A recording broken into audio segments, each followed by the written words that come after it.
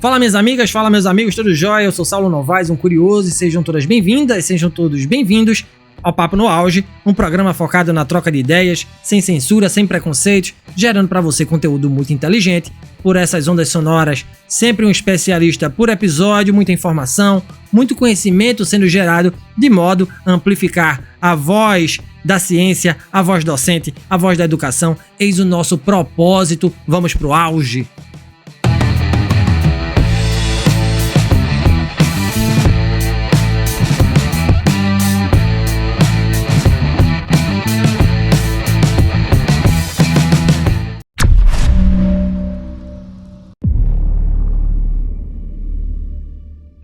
Era isso. Lareira, vinho, tapete de pele de animal, tudo rústico, um varandão e silêncio. Eu acho que é por aqui. É um chalé bem charmoso, só tem verde em volta. O Luquinha vai adorar.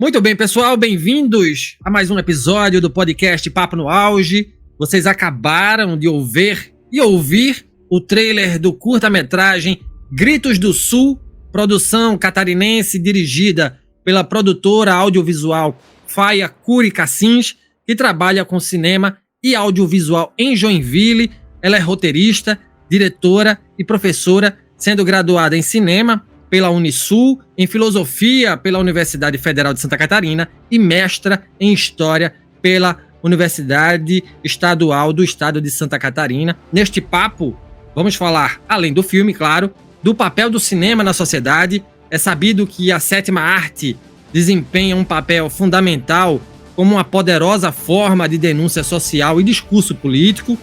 Ao longo da história, cineastas têm utilizado a arte cinematográfica para expor injustiças, desigualdades e questões políticas urgentes, alcançando audiências de maneira impactante. Através da combinação de imagens, som e narrativa, o cinema tem o poder de sensibilizar, informar e provocar reflexões profundas sobre as realidades sociais e políticas, estimulando debates e ações em prol da mudança. Com esse intuito, estamos aqui no dia de hoje com a professora Faia Curi. Que honra a professora recebê-la no Papo no Auge. De imediato, eu pergunto a você de onde vem essa paixão pelo cinema, pela arte da imagem em movimento, pelo ensino. Bem-vinda aqui ao Papo no Auge, professora. Obrigada pelo convite, né, inicialmente. Porque é uma atitude muito corajosa, né, dar voz e vez às pessoas que estão contestando, que estão trabalhando pela cultura. A gente sabe aí, a gente vai falar um pouquinho sobre isso, né, como esse poder da cultura e a paixão pelo cinema. E eu sempre falo apaixonadamente de cinema. Você pode perguntar para meus ex-alunos e todo mundo com quem eu falo, né? O cinema é uma paixão mesmo, mas a gente trabalha com cinema, então não é só um hobby, não é só um passatempo. Eu sempre quis contar história, eu sempre li muito, né? Então eu venho da escrita, mas também eu sou apaixonada por fotografia. Eu comecei a fotografar aos 9 anos de idade. Então não tinha outro caminho para seguir, né? Mas no meio desse caminho eu fui estudar filosofia também na UFSC, que é uma entidade, uma instituição incrível, né? Universidade Pública Federal, que mudou muito a minha vida, mudou muito a minha visão de mundo. E eu fui dar aula, né, de filosofia para o ensino médio público. Então foi onde eu vi várias realidades, onde eu aprendi muito. E ensinar filosofia, eu dei aula de filosofia do 6º ano até o ensino médio. Então, dar aula de filosofia para o 6º ano foi uma virada também na vida, que você aprende a como falar as coisas, né? Você aprende a narrar. E o cinema é isso. O cinema é trabalho, o cinema é paixão. Querer contar histórias. E acho que você conseguiu ser muito sensível nessa ideia de que a gente quer tocar a realidade, né? A gente faz ficção, além de documentários, mas a gente quer olhar para essa realidade, a gente quer colocar o dedo nessa realidade, a gente quer que as pessoas olhem.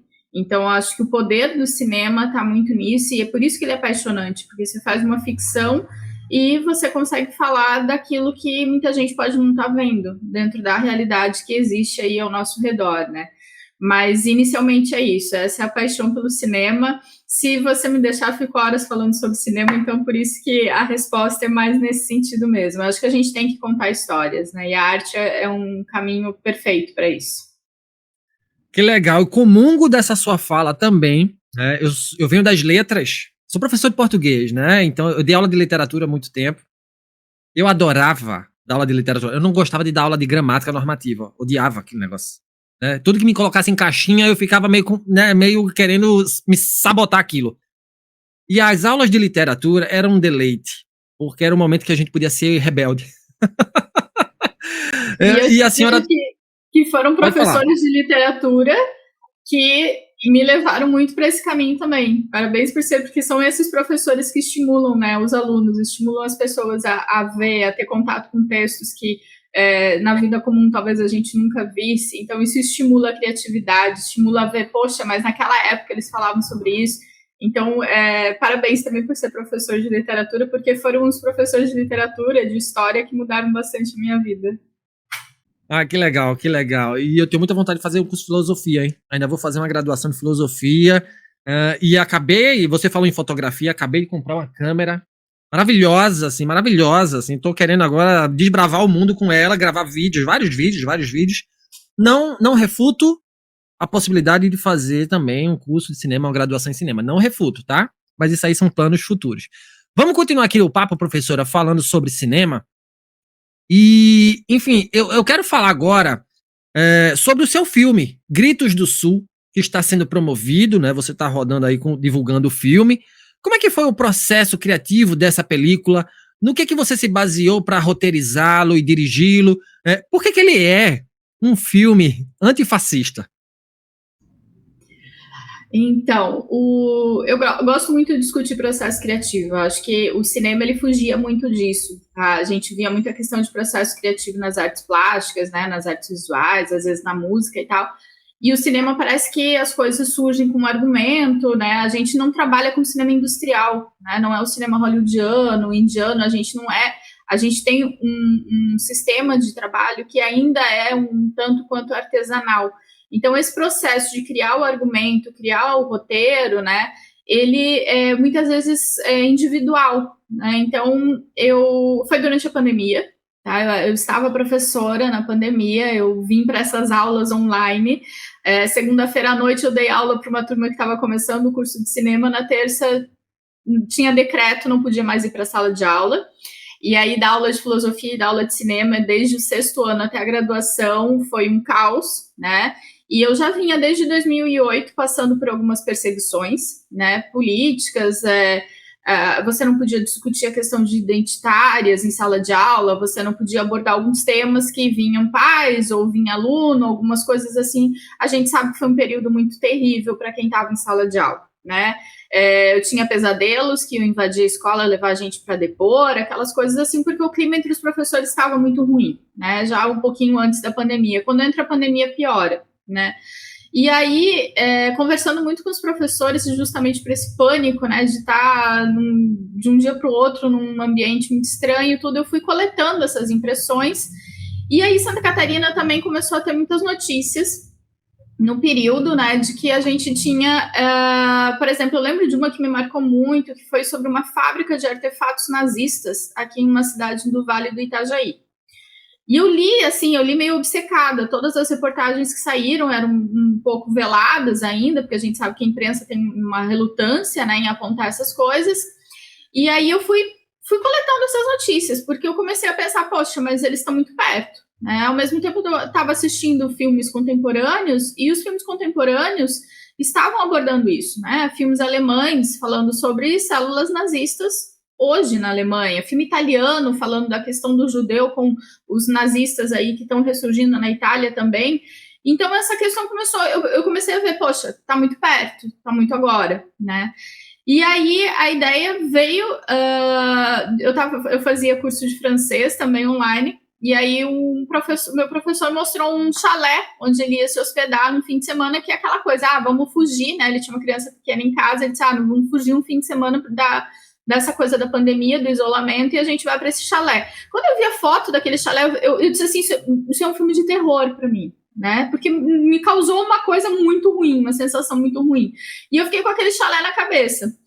E na mesma época a gente estava podando as árvores aqui em casa, meu pai tem uma serra e aquele barulho de serra, eu disse, não, peraí, isso tá tudo muito clima de terror. Pô, você vive num estado em que tem gente fabricando artefato nazista. Você vive num estado em que a gente não pode falar de racismo, questão identitária e tal. E eu disse, não, calma aí, tem alguma coisa aqui. E aí surge o Gritos do Sul, né, o roteiro. O roteiro tem personagens, para mim, muito especiais. Por exemplo, o professor, ele é um professor de história, né, ele não é branco, e ele começa a história, e é muito legal ver a reação das pessoas, porque para todo mundo que passou por isso, de estar em sala de aula online e tudo.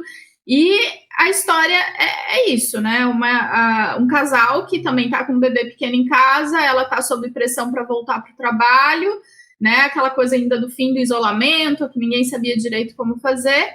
E para mim também ele tem um caminho muito feminista, né? Porque a personagem da Maíra e as minhas personagens femininas, elas têm isso, de mostrar essas pequenos detalhes que a gente tem no convívio do dia a dia de homens e mulheres e relacionamentos que a gente não identifica como violências, como abusos, né?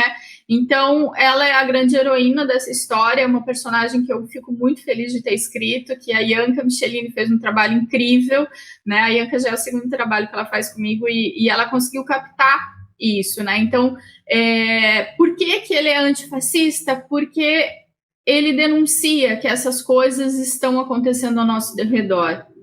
Que por vezes a gente vê um discurso que parece inocente num post numa rede social, mas por trás dele tem muita coisa que vem histórica, né? Vem de Santa Catarina, vem de outros países, e isso a gente tem que denunciar, isso a gente tem que mostrar que a gente pode chegar num lugar muito perigoso se a gente continua incentivando, a gente continua ouvindo e não fazendo nada em relação a esses discursos e a essas atitudes.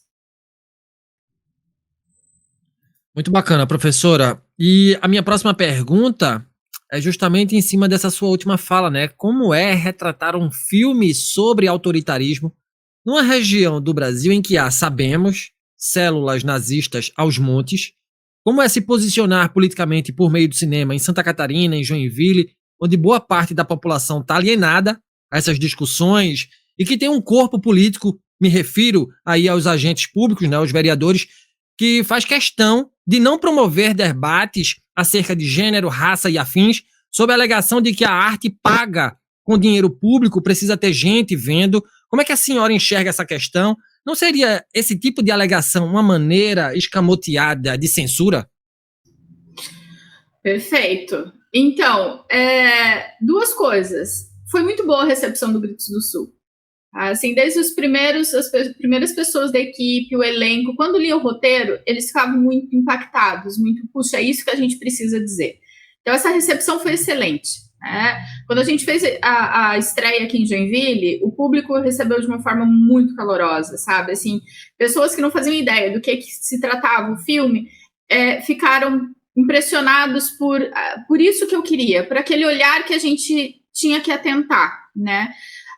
Além disso, ele tinha que ser feito em Santa Catarina, porque é o catarinense que está vivendo com essas notícias de ter célula nazista pelo Estado, né? A gente não saber que numa casa ali perto de uma região que a gente acha bonita, que a gente viaja a turismo e tal, tem isso. E que como demorou para essas investigações, para a polícia começar a deter essas pessoas, né? A gente fala de Santa Catarina e aqui, numa universidade da cidade, tinha suástica pichada no banheiro da universidade. Eu estava andando de bicicleta aqui e eu encontrei suástica num muro, numa praça. Então, assim, como que outra região vai falar sobre isso? Tem que ser aqui, porque é aqui que a gente está vivendo esse pesadelo. É muito duro para a gente saber que é isso que a gente está passando, né? Entre as pessoas que estudam com a gente, entre as pessoas que... num lugar que você está passeando, né? Então, isso a gente tem que falar porque são as pessoas que simpatizam com essas ideias e que, por vezes, elas não sabem aonde essas ideias podem levar, que estão flertando com um discurso de violência, um discurso de ódio, né? Então, se Santa Catarina, que é aqui, onde eu vivo a minha vida inteira aqui, né, e tantas outras pessoas, essas ideias totalitárias, né, essa tentativa de querer calar os demais, eu acho que isso é sempre muito... Não é só uma questão de censura, né? São várias formas de violência que são empregadas nisso, né? Então, a ideia é que sim, tinha que ser feito em Santa Catarina, porque eu acho que é aqui que a gente está, enquanto mulher, né? Enquanto homossexuais, enquanto negros, somos nós que estamos passando diariamente essas questões, velar o marco temporal, se não é, né, um processo que vem de Santa Catarina contra os indígenas. Então, assim, não vejo outro lugar onde o Rio Grande do Sul pudesse ser feito. Né? A gente tem propriedade para falar sobre isso. Além disso, né, a gente pode pensar que sim, tem uma questão de censura, não só por ser a questão de financiado, né, com dinheiro público, mas quando a pessoa diz que se eu tiver um roteiro escrito em que eu tenho um personagem loiro, branco, de olhos claros, que isso é racismo. Então, assim, são limites que estão sendo transpostos que a gente tem que alertar, né? E tem uma coisa que é muito legal a gente esclarecer sobre a questão de arte, né? A arte financiada com dinheiro público é política pública, e isso a gente tem que defender sempre. Além disso, o artista, o trabalhador da cultura, eles estão sendo pagos para trabalhar, pelo trabalho que eles realizam. Então, esse valor, esse dinheiro, esse financiamento que o curta recebeu, ele não é meu. Esse dinheiro foi usado para pagar as pessoas que trabalharam nesse curta, né? Para todo mundo que conseguiu trabalhar, produzir ali.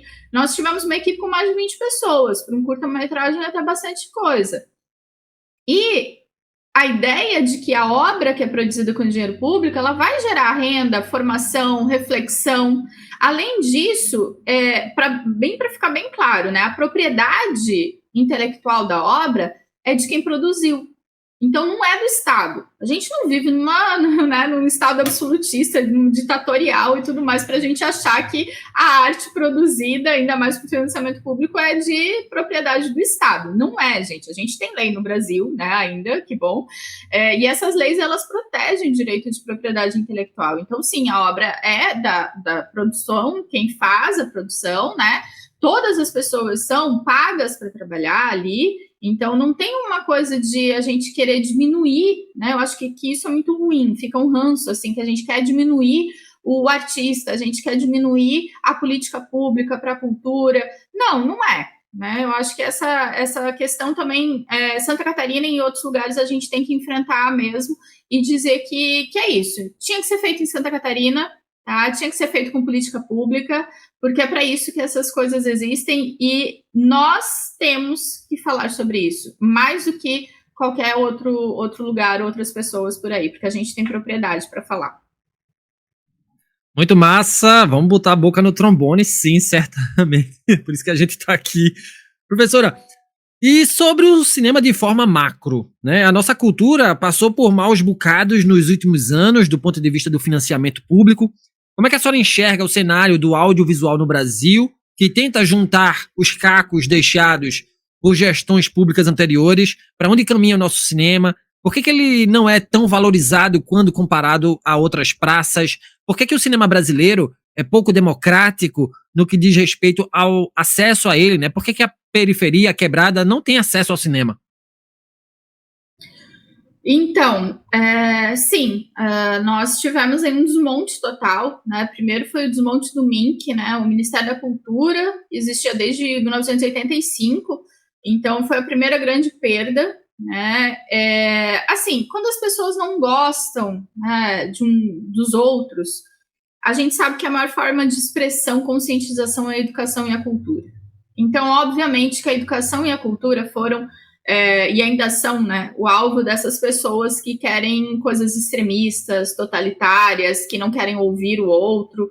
Então, tudo que vem pela cultura, pela educação, foi, não vou nem falar do meio ambiente, né, mas enfim, foi destruído. Tá? A gente perdeu aí a questão da Secretaria do Audiovisual, a Ancine quase parou de funcionar, mas tudo isso está ressurgindo mesmo. Né? A gente tem a recriação do Ministério, a gente tem uma Ancine atuante, e isso é uma demonstração de respeito pelas políticas públicas, né? A gente tem um sistema nacional de cultura, a gente tem os sistemas municipais e estaduais de cultura, tudo é regido por lei, tudo está garantido. O que a gente não pode é deixar que essas pessoas que não gostam, né, que a cultura tem essa liberdade, que elas continuem destruindo, né?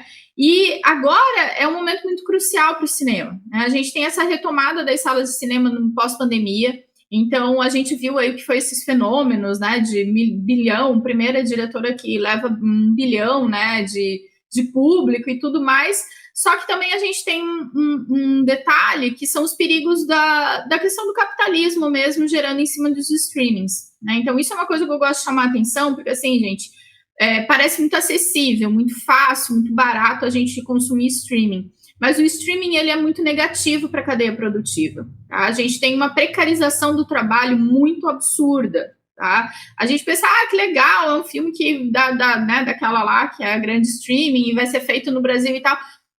As condições de trabalho são ruins, os contratos são ruins, os salários, os cachês são péssimos. E, além disso, a qualidade das obras está sendo muito pasteurizada. Então, elas não estão levando reflexão. Você realmente tem que escrever um roteiro que não tem uma liberdade que eu tive para escrever o Gritos do Sul, que encaixa muito ali, que nem se falou antes, das caixinhas. Tem que estar dentro das caixinhas. Então, eu sempre alerto para esse perigo da gente estar consumindo. Só ver essas greves agora nos Estados Unidos, né? Por quê? Porque para eles tá ruim para todo mundo. Então, parece muito acessível, mas também tem alguns perigos aí que a questão de produção é muito grande, né? E aí a gente fala assim, mas o cinema brasileiro não é acessível. Gente, o problema é que a concorrência é desleal, né? A gente estava discutindo cota de tela agora. Tem que proteger. Gente, assim, Estados Unidos, ele sempre teve o cinema como um ponto da economia crucial, inclusive com as relações internacionais.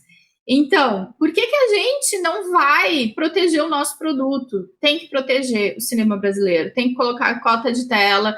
E aí as pessoas me perguntaram, né, agora, onde vê o Gritos do Sul, como vê? Joinville, que é a maior cidade do estado, não tem uma sala de cinema pública.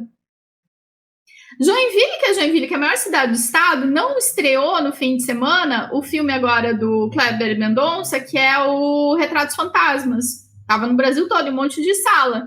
E Joinville nem ouviram falar. Porque a gente não tem sala de cinema pública, porque a gente não tem cinema de rua, a gente não tem cinema que vai atender.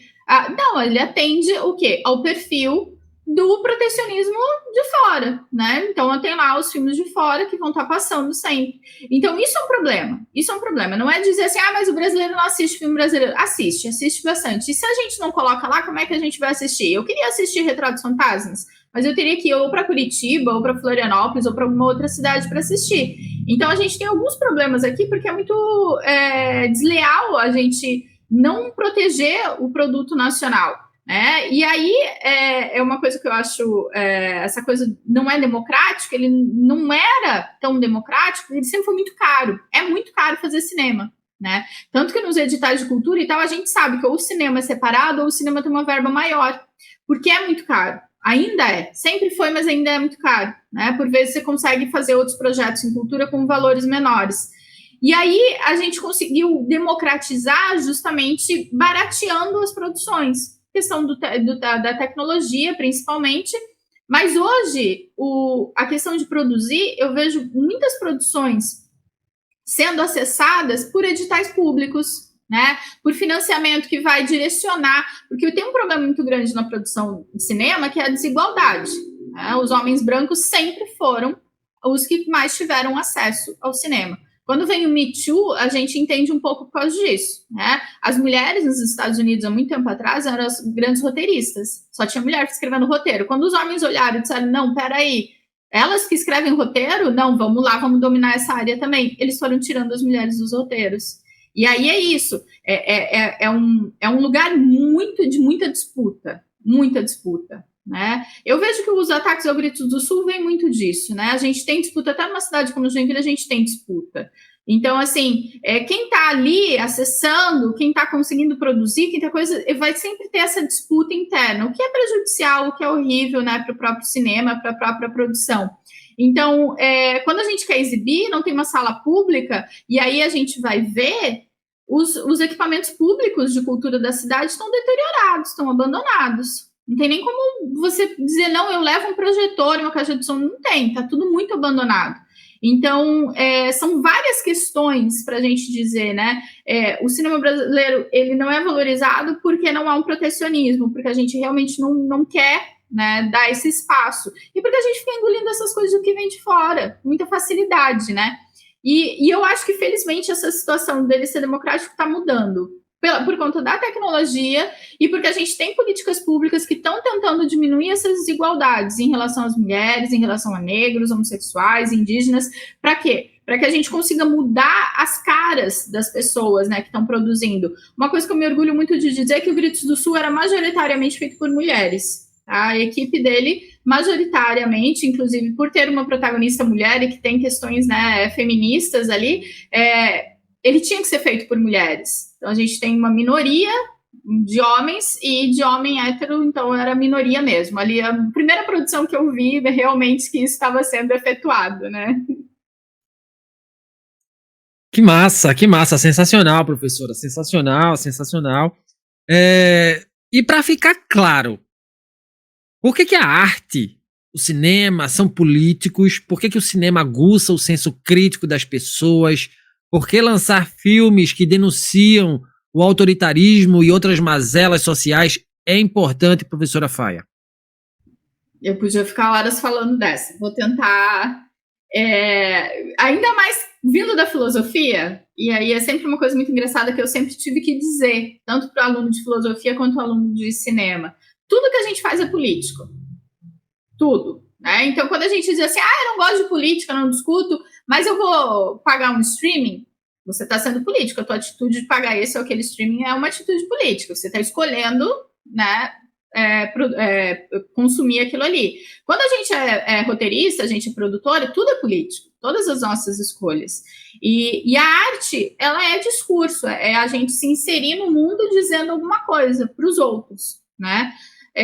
E por isso que a gente precisa tanto do público, e essa relação é importante, e aí eu vou linkar com a ideia de que sim, a gente precisa de sala de cinema, a gente precisa ter, né, que o público vá ser formado assistindo essas coisas. Por quê? Porque é um discurso, e o discurso é político, né, e tem gente que acha que, não, mas é só atitude, é o que eu faço, ou em quem eu voto. Não, é o conjunto das nossas ações. Quando eu deixo de fazer alguma coisa, eu também estou sendo política em relação àquilo, porque eu me neguei a participar daquilo, né? Então, tudo que a gente faz, e aí o cinema ele tem esse poder, porque mesmo quando a gente assiste aqueles filmes mais bobos, mais comerciais, a gente tira uma ideia de lá, né? É uma lição de moral, ou alguma coisa que faz a gente pensar.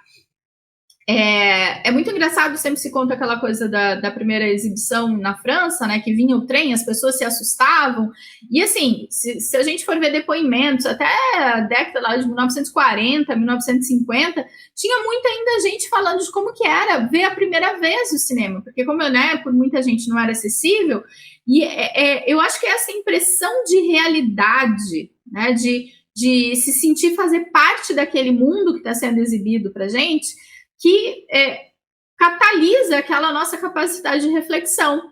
Porque por um momento você desliga da realidade dessa aqui que a gente está e a gente consegue ser recepcionado naquele filme. E a gente vive lá dentro. E quando a gente está vivendo lá dentro, não importa se é ficção científica, né, se é um drama, se é um romance, a gente está lá. E tem essa identificação do personagem, né? Eu me coloco naqueles personagens. Então, essa capacidade do cinema é que ele, eu acho que realmente potencializa, vai aumentar essa reflexão, né? É diferente enquanto a gente é um espectador de uma obra de arte que está no museu, porque a gente tem um certo distanciamento. No cinema, a gente tem que entrar no filme realmente para conseguir vivê-lo, né?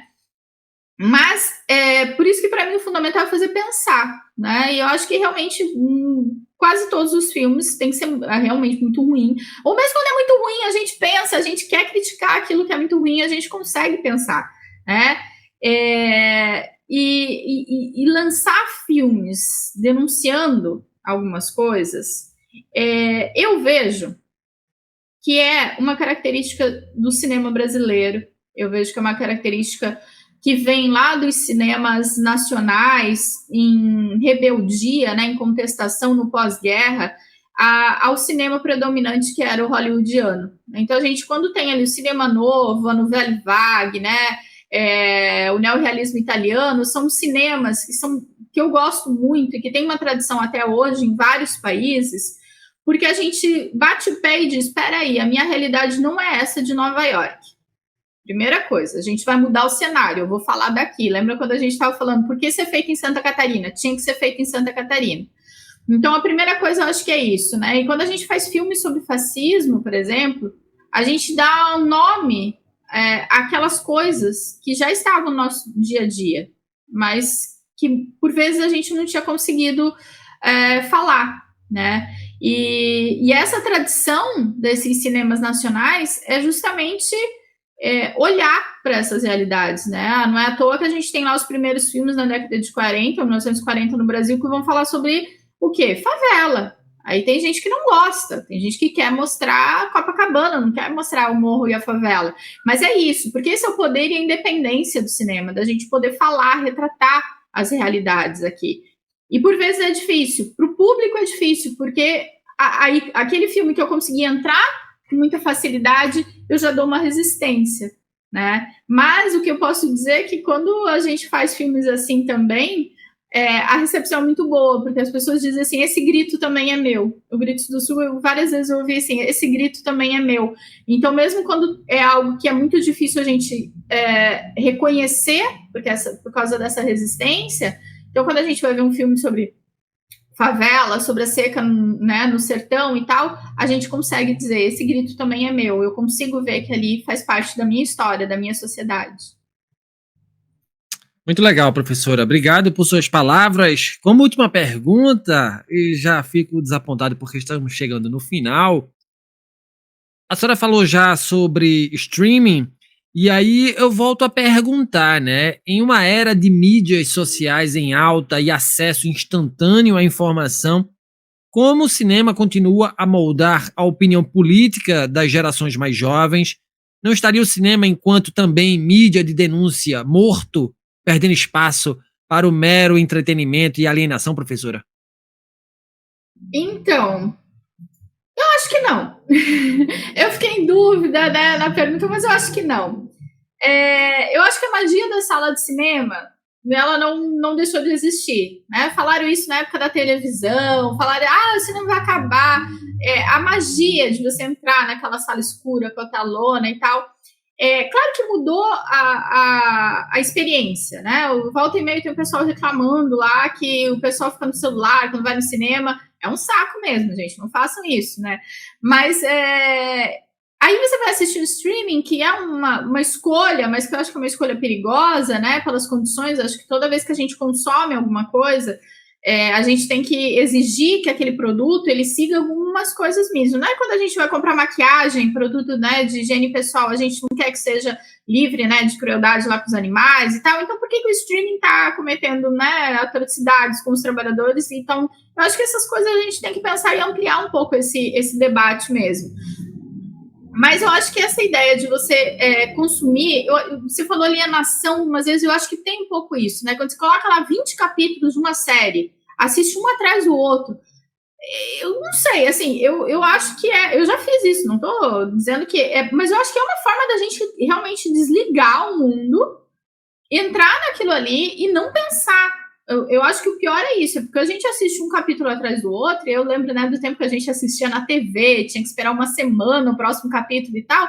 Faz você pensar, faz você discutir, você fala com as pessoas que assistem, que gostam, você mesmo fica pensando, poxa, mas por que aquele personagem fez aquilo? E você passa, né, quando tá nos teus vazios, assim, né, existenciais, você tem essa coisa. Então, eu acho que esse poder realmente diminui, né, mas o que a gente tem que pensar? As coisas estão postas para nós dessa forma. Cabe a gente ter uma decisão sobre elas. Então, se eu escolho não consumir, se eu escolho consumir um outro, se eu escolho consumir de uma outra forma, ok, tem os 20 capítulos lá, vou assistir 2 por dia. Então, acho que é uma forma também da gente ter um distanciamento, né? Pensar na forma... Eu sei que tem essa coisa da... essa produção massiva, daí todo mundo quer falar ao mesmo tempo, todo mundo quer postar a mesma coisa, mas eu acho que a ideia é que, assim, essa inquisição aí das redes sociais, que a gente sabe que cada hora é um assunto e todo mundo tem que falar da mesma coisa e tal, não sei, talvez por uma atitude muito pessoal, mas eu acho que a gente tem que fugir um pouco disso. A gente tem que ser donos, né, ser donas das próprias vidas e pensar que é uma coisa que, do ponto de vista da produção, me incomoda muito, essa pasteurização das produções. Então, a gente sabe que hoje vão falar disso, amanhã não vão falar mais, mas ao mesmo tempo a gente sabe que produções, né, que vêm de outros países, ou mesmo a gente pode falar de uma Barbie, né, o quanto gerou de discussão, e que para algumas pessoas, algumas dessas questões nunca tinham sido postas. Então, claro que a indústria também tem esse poder ainda, né? E a indústria está correndo atrás, gente. A indústria sabe que ela precisa falar dessas coisas, porque senão ela vai ficar para trás, né?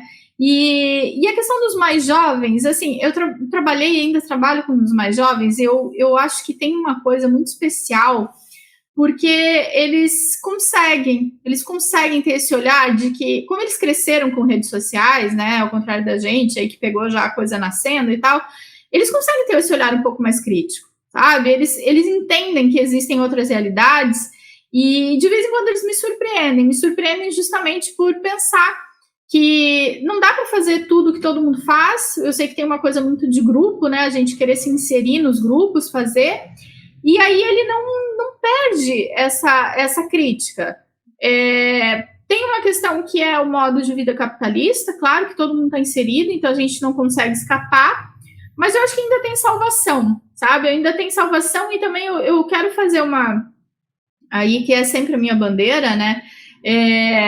Nada eu acho que é mero entretenimento, alienação, e se a gente está fazendo muito isso, vamos parar e pensar por que a gente está fazendo isso, né? Em relação à família, ao trabalho, o transporte, o que são as coisas ruins que fazem com que a gente queira parar tudo e se alienar aquelas, sei lá, 3, 4 horas. Então, acho que essa é a grande deixa que a gente nunca vai deixar de tocar, mas também em relação a isso, né, que o cinema não morreu e não vai morrer, porque a gente tem as políticas públicas para a cultura. A gente tem produção independente de cinema, né, não só no Brasil, nos Estados Unidos, na França, né, em todos os países, e isso é essencial a gente defender, porque existem outras formas de produção e que vão ter outros discursos sobre o mundo. A gente precisa assinalar que é possível. A gente não precisa ter todos os mesmos discursos. E eles precisam existir em harmonia aonde quer que a gente esteja. Apoteótica resposta, professora. Obrigado. Um salve a você. Aplausos para você. Aplausos para sua equipe toda, né? Maravilhosos, maravilhosas. Todas, e chegamos ao fim deste cinematográfico Papo no Auge de hoje. Eu conversei com a produtora, roteirista, diretora de cinema e professora, filósofa Faia Curi Cassins, que falou sobre seu filme Gritos do Sul. Professora, muito bacana nosso papo, fico honrado por tê-la aqui em nosso podcast. Quem quiser assistir ao seu filme, onde vê-lo, onde lhe encontrar para trocar ideias sobre o filme, quais são os seus próximos projetos audiovisuais, aqui é nosso furo, né? Eu sei também que você está pleiteando uma vaga no Conselho Estadual de Cultura de Santa Catarina. Conta pra gente, mais uma vez, gratidão, professora, gratidão, tá? Agradeço muito a equipe e agradeço o elenco também. O pessoal, a gente não sabia tudo o que ia acontecer com Gritos do Sul, e eu fico muito feliz que esteja acontecendo tudo isso, porque ele existe para isso, né? Quando a equipe, né, eu fui mostrando o roteiro, o elenco, ele existe para isso, para contestar. Então, eu acho que é gratificante o retorno que a gente tem de que o que a gente fez incomodou aquelas pessoas que tinham que ser incomodadas, sabe? Eu acho que isso é muito, muito positivo. Ele não está disponível, né, por questões ainda de exibição, ele não está disponível online, o Gritos do Sul, mas pode entrar em contato comigo ou com a produtora, que é Oficina_Produções, né, sem acento, no Instagram, né, ou pode entrar também em contato com o e-mail, né, que é contato@oficina.joinville.br. A gente faz exibições, a gente está marcando, agendando algumas exibições aqui em Santa Catarina. E os próximos projetos, a gente tem 4 projetos aprovados. Um está em fase de captação, que é o LabVille, que é o do qual eu me orgulho muito, porque ele é para formação, capacitação de mão de obra para audiovisual aqui em Joinville região. Então é um projeto que vai trazer profissionais de fora com cursos de curta duração. Tá? A gente está captando, buscando empresas que investam aí no projeto, né, que ele foi aprovado no mecenato do Sindec aqui de Joinville. E a gente quer capacitar mais gente, mais pessoas mesmo de todas as áreas, não só do audiovisual, né? Por exemplo, uma costureira que quer trabalhar com figurino no audiovisual e tudo. E a gente tem mais 3 curtas que também prometem aí causar algum rebuliço, né? O Contracorrente, que é inspirado nas questões muito das mulheres aí em diálogo com a pressão social que elas vivem. O Açúcar, que ele vai ser todo filmado lá no Morro do Amaral, tá? Ele tem aí uma história bem, bem delicada para tratar. E o Operária, que é um queridinho meu, né? Que vai tratar de algumas questões que eu sei que tem muitas mulheres que vão conseguir se identificar. O SEC é uma tentativa, porque eu defendo audiovisual em Joinville, em Santa Catarina, as políticas públicas, né? Como ficou bem claro, vamos ver o que vai dar a eleição aí. Mas é isso, é continuar trabalhando com a cultura, né, trabalhando com a arte, gerando formação, trabalho para muita gente, para essa garotada que está chegando também saber, né, eu saí de Joinville para ir fazer o curso de cinema lá na Unisul, em Palhoça, porque era o único do sul do país. Hoje, esses jovens que estão aqui, eles têm muito mais possibilidades e é isso que a gente tem que fazer, tem que abrir, desbravar o mercado de trabalho para que muito mais gente tenha esse acesso, né? Queria agradecer também agradecer o podcast aí, todo mundo que ouviu, né? Porque são espaços de resistência que a gente tem, né? Isso é essencial.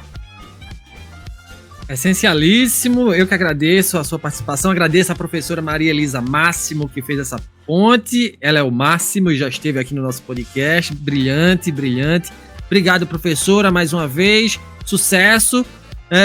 Espero que você vá para a Universidade Federal de Santa Catarina exibir o seu filme lá no CTJ, já fiz o convite, está disponível, tá certo? Vamos agendar somente as datas e assim, no mais, gratidão, tá? Obrigado de verdade. Obrigada, e vamos marcar, o UFSC também de Florianópolis está querendo marcar, vamos ver. Vamos embora, valeu. E se você gostou desse conteúdo, não esqueça de avaliar o podcast Papo no Auge nos agregadores de áudio, nos siga nas mídias sociais, no Instagram, @Papo no Auge, no LinkedIn, Saulo Novaes. Compartilhe nosso programa em sua rede de amigos, assim você ajuda a ampliar a inteligência coletiva. Estamos integralmente nos tocadores de podcast e no YouTube. Um grande abraço a todas e a todos e até o próximo programa. Valeu!